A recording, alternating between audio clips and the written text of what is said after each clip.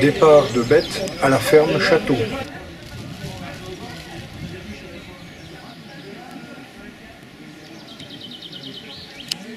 Et lourd, on sait ce que ça veut dire? Ruisseau. Ruisseau. C'est un mot celtique et qu'on retrouvait le nom à plusieurs endroits en France et ailleurs.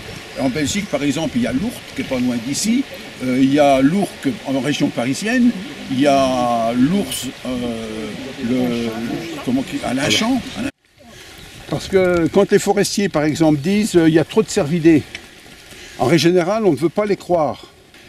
Et à un moment donné, eh bien, il faut que quelqu'un parle mieux qu'eux. Et le meilleur moyen, c'est que là-dedans, les cervidés ne vont pas manger. Et on voit la différence entre ce qui se passe dedans et ce qui se passe autour. Mais ça c'est tout nouveau, ça là. Parce que vous allez me dire, bah oui, mais il y a de la végétation autour, il n'y a rien dedans. Hein. On a mis des moutons dedans. Voilà. Ah ben, on a fait la même chose à Belleval, mais alors avec un treillage 2 fois plus haut. Vous me croirez pas si vous voulez. À côté de l'enclos, c'était comme là. Comme ça. Hein. Et puis dans l'enclos, c'était plus haut que moi. C'était pour prouver qu'il y avait un impact important des grands cervidés quand ils sont en surnombre sur la régénération de la forêt. Comment je veux dire, pour mettre en défend les bourgeons terminaux et puis les tiges des jeunes plantations, il y a tout un tas d'artifices. Alors on met soit des répulsifs comme ici, ça c'est un répulsif, ou alors on met maintenant, ils mettent de la laine de mouton. Ou alors ils mettent aussi des fois des répulsifs à base de grains de sable. Parce que le gibier n'aime pas d'entendre crisser sous ses dents. Entre ici et Palaiseul, on aurait plutôt un plateau. Et ce plateau n'était pas très bon au point de vue des sols fort acides, on appelait la veine pâture, mais la veine pâture qui était énorme à cette époque-là. Et maintenant, quand on regarde, quand on se balade, on va par exemple vers Palaiseul, vers Bertry, tout ça, etc., eh bien, on revoit quand même pas mal d'épicéas. Ça, l'épicéa, il n'y a pas qu'ici. Hein. Pourquoi? Parce qu'il y a une déprise agricole. Mais n'empêche, on ne voit pas des épicéas partout. Il y a des endroits où on a laissé les pâtures, le sol est meilleur.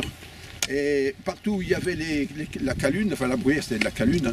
Eh bien, là, on peut dire pratiquement qu'à beaucoup d'endroits où on voit des plantations, dans ces zones-là, avant, c'était de la bruyère.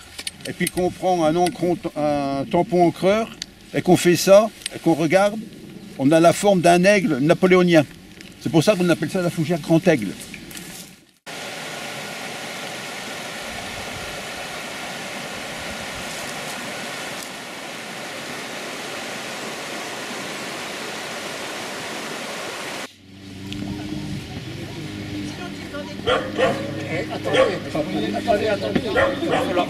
Il y avait des pèlerinages. Des pèlerinages pour soigner justement les brûlés d'une part, mais également une maladie qu'il y avait couramment à l'époque de Pau. Alors vas-y, ça je ne me rappelle plus le nom. Il touchait les écrouelles. Qu'est-ce qu'on appelait les écrouelles? Je ne sais pas. C'était, je pense, des genres d'ulcères. Toujours une grande porte, une petite porte. Alors, d'après vous, la grande pour les chariots et la petite c'est pour les bêtes ou quelque chose. Ouais, c'était pour les moutons.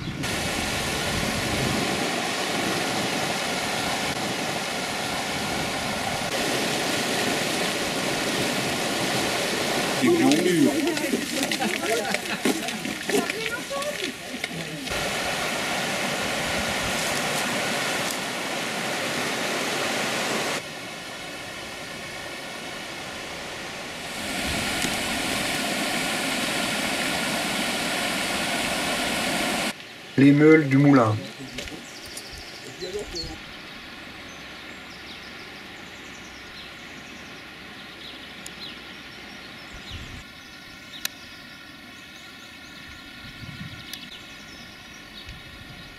C'était hyper bien. Je me rappelle, mais manque de bol aucun cheval parce que les juments pouvaient. Oui, je me rappelle.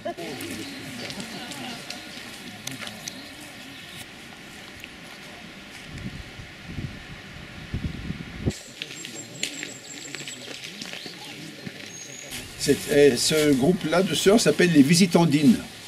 Visitandines comme les gâteaux. Des gâteaux qui s'appellent les visitandines, qui étaient d'ailleurs fabriqués à Charleville.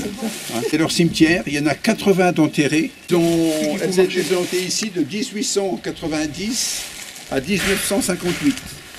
Et pendant Et ces sœurs allemandes-là, pendant la guerre de 14-18, correspond à ce que je vous disais tout à l'heure, à la terrible bataille de Messin qu'il y a eu. Hein. Donc il y avait 800 blessés qui étaient là. Et la mère supérieure, qui était allemande, en discutant avec les officiers allemands, a réussi à ne pas faire détruire les villages de Our et de Haupont.